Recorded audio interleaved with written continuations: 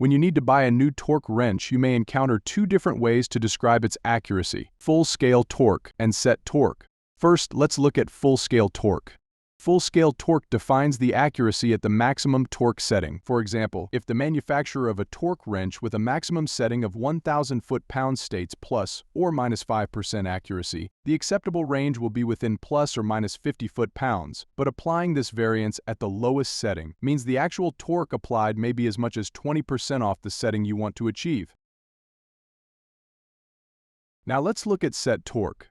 When a manufacturer uses set torque, also known as indicated value, this means the torque wrench will deliver the same percentage accuracy throughout the complete usable torque range. So, at the lowest setting, instead of the plus or minus 50 foot-pounds variance of full-scale torque, the set torque standard gives a much smaller variance of around plus or minus 12 foot-pounds. So, if consistent precision throughout the whole usable torque range is important to you, choose a torque wrench with set torque accuracy.